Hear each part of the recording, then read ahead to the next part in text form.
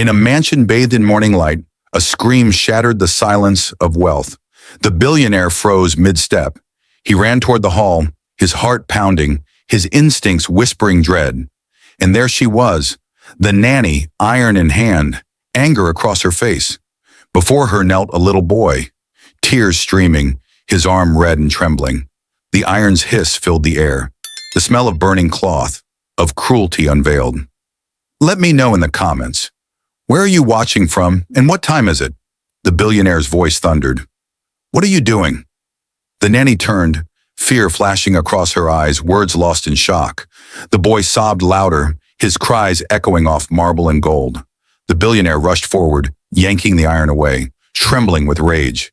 He knelt beside the child, the son of his maid now scared by hate.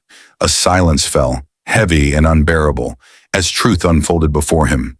This wasn't just pain, it was betrayal under his very own roof. His wealth could buy anything, but not the innocence just stolen.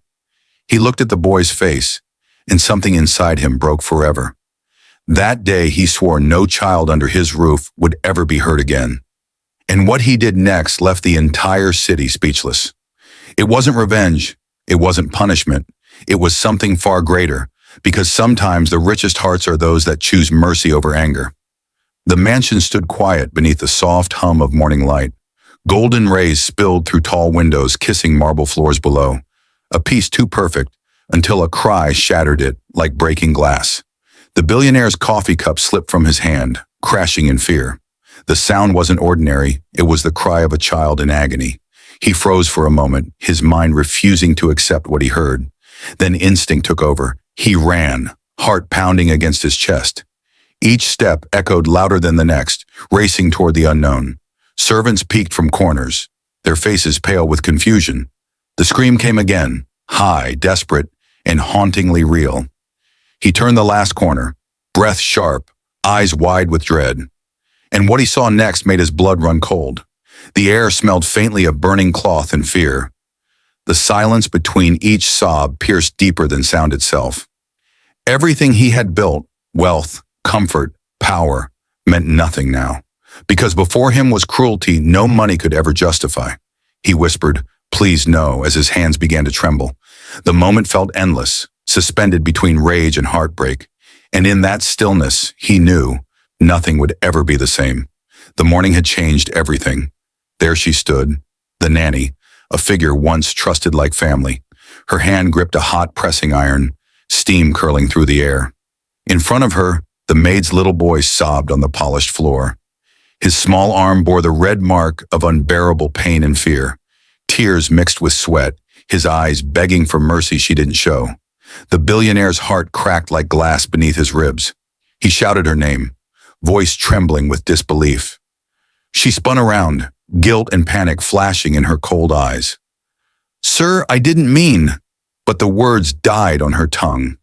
The iron slipped from her shaking hand and hit the floor with a thud. The boy cried harder, clutching his arm, sobs echoing off the walls. The smell of burnt fabric lingered, sharp, unforgettable, cruel. Rage surged through him, so raw he could barely breathe. He stepped forward, pointing at her, his voice low but thunderous. "You heard him under my roof, my protection." The nanny fell to her knees, her excuses dissolving into silence. No sound could cleanse the sin that filled the room. The billionaire bent down, his hand trembling as he touched the boy. The child flinched. Even kindness now felt like pain, and that broke him more than anything else ever could. The boy's cries faded into small, trembling whimpers. He clung to his torn sleeve, eyes wide with confusion and fear. The billionaire gently lifted him, whispering, "You're safe now." But the child didn't answer. His trust had been burned away. The room was heavy, the air thick with shame and sorrow. No one dared move. Even time seemed too afraid to continue. The nanny looked down, tears mixing with regret. But too late, every heartbeat in the mansion carried guilt that could never fade. The billionaire pressed a cloth to the burn, careful and soft. He winced with him, feeling the pain as if it were his own. "Who could do this?" he whispered, voice breaking apart. The question wasn't for an answer. It was for the heavens, For a man who had everything, he suddenly felt powerless. No gold could buy innocence once it had been stolen. The boy's tiny fingers clutched his sleeve, silently begging for safety, and that one fragile touch changed something inside him forever. He wasn't just angry. He was shattered, deeply and entirely. He looked at the child and saw not a servant's son, but his own. In that moment, love spoke louder than blood or class. And it demanded justice, not in anger, but in humanity. The guards arrived, faces tense, waiting for their master's word. Everyone expected fury, a punishment swift and brutal. But he didn't speak for a long time. His eyes stayed on the child. Anger burned within him, but so did something deeper, sorrow. He stood tall, his voice calm, yet filled with thunder beneath. "Take her away," he said quietly, "but don't harm her." Shock rippled through the staff. Mercy was not what they expected. She looked up, trembling, unable to believe she was spared. "You'll answer for this," he said, "but not with pain, with truth." His words echoed through the hall like a strange kind of justice. He knelt again beside the boy, rushing a tear from his cheek. "You'll never be hurt again, not while I breathe." The child looked at him, eyes glassy and searching for trust. It was the first flicker of hope in a day filled with horror. For the first time, the billionaire felt what it meant to be human. Not powerful, not wealthy, just a man protecting a broken child. And that somehow felt like redemption. He carried the boy in his arms, walking away from the scene. Each step was heavy, but every step was toward something good, toward healing, toward forgiveness, toward a new beginning. News spread like wildfire, the story of the billionaire's act. Reporters expected vengeance, but what they saw was compassion. He didn't hide the truth. He faced it with raw honesty and grace. He paid for the boy's treatment, ensured his education, his future. He gave the maid's family a home, and more, he gave them dignity. The nanny was sentenced, but not to ruin, to reform and repair. The billionaire visited her once, behind glass and regret. "I forgive you," he said, "but never forget what pain can do." She wept, not from mercy received, but from shame finally understood. The boy, healed with time, began to smile again, slowly, bravely. He grew up calling the billionaire Papa, love replacing fear. Their story spread far beyond the walls of the mansion, not as gossip, but as a lesson in what humanity truly means. The world had seen anger, now it saw grace in its purest form. A man of gold had chosen the hardest path, kindness, and through it, he became richer than ever before. Because some wounds can't be healed by money, only by love. And in that mansion of marble and sorrow, loved one. That day he proved mercy can be mightier than power, and that even the richest hearts can choose to heal, not harm. The mansion that once echoed with fear slowly began to heal. Each morning, laughter replaced the silence that once haunted its halls.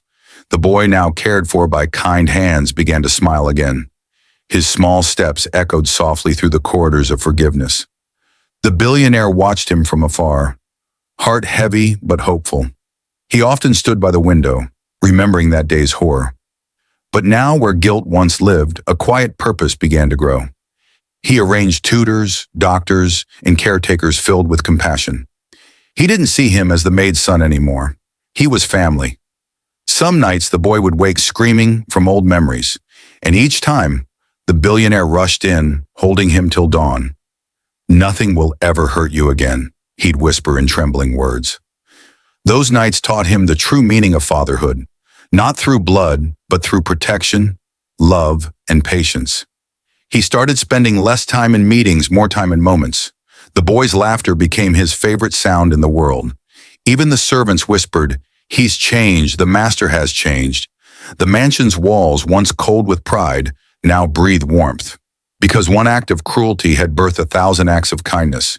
And in that rebirth, both hearts began to heal, one small smile at a time.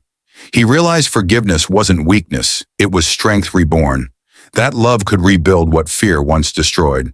And that the true measure of a man wasn't wealth, it was mercy.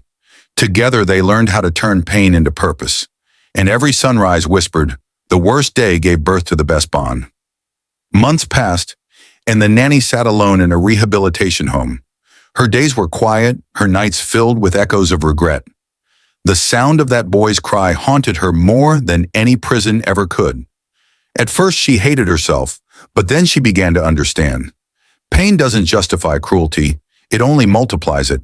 She joined counseling, learning to face the darkness she'd created. Every letter she wrote began the same, "I'm sorry." But the one she sent to the billionaire was different. It said, "You taught me mercy when I deserved none." He read it silently, eyes wet, heart both heavy and light. He didn't reply. He didn't need to. Forgiveness had already spoken. The boy, now happier, asked one day, "Papa, why did you forgive her?" The billionaire smiled softly and said, "Because hate hurts forever." The child looked down, thinking deeply for a moment. Then he whispered, "I think you healed her heart too." The billionaire's eyes filled, the innocence of truth so pure. He realized then that healing wasn't about forgetting, it was about freeing. Freeing both the victim and the one who caused the pain. And through that freedom, he's finally found his way back. Even the walls of the mansion seemed to breathe easier. The ghosts of guilt slowly faded into memories of grace. Forgiveness didn't erase the past, it redeemed it. And in that redemption, everyone found a piece of light. Because mercy had done what anger never could, it rebuilt souls. And love had triumphed quietly, humbly, beautifully. One bright afternoon, the boy played in the garden with laughter pure. His giggles floated through the air like little rays of sunlight. The billionaire watched from the balcony, smiling, his heart full. The maid stood beside him, eyes wet with gratitude and pride. Her son was no longer a servant's child. He was family now. She whispered, "Sir, I'll never forget what you did for him." He turned to her, eyes soft, and said, "He saved me too." Because truly, it wasn't just the boy who healed. It was him. He had spent years building empires but never built peace within.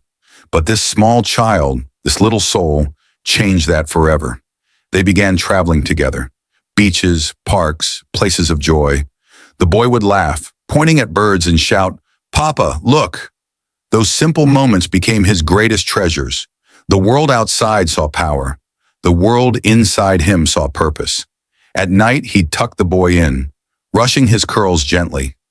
"Good night, my brave one," he'd whisper, kissing his forehead. Sometimes he'd stand there longer, thanking the heavens above, because from pain had come love, pure, unstoppable love. The maid would watch, smiling through tears, whispering prayers. And in those quiet nights, the mansion glowed with something divine. Not money, not pride, but peace earned through compassion. The billionaire realized the richest gift wasn't gold or fame. It was the chance to love and be loved without condition. And that made his mansion feel less like a palace and more like a home built on grace and second chances. In a world where power often speaks louder than pain, he chose mercy. He proved that true strength isn't in wealth, but in compassion. The boy's scar healed, but his heart healed faster, through love. The billionaire learned that forgiveness doesn't erase the past, it transforms it. Sometimes the cruelest moments awaken the kindest souls. He had every reason to seek revenge, but he chose redemption instead. Because kindness, once given, returns in ways money never could. The mansion that once echoed with sorrow became a house of hope. Every corner whispered a new truth. Love can rebuild anything. The boy grew up strong, gentle, and unafraid of the world again. He called the man Papa, not because of blood, but because of heart. And in that name, the billionaire found the peace he had searched for all his life. The nanny forever changed, spent her life helping children in pain. Even her tears became prayers of gratitude for the second chance she was given. This story reminds us, sometimes angels come disguised as broken souls, and miracles often begin in the darkest, most painful moments. Forgiveness doesn't make you weak, it makes you whole again. Because when you heal others, you heal yourself too. The richest hearts aren't the ones that hold gold, but the ones that hold grace. And in the end, love always wins, quietly but completely.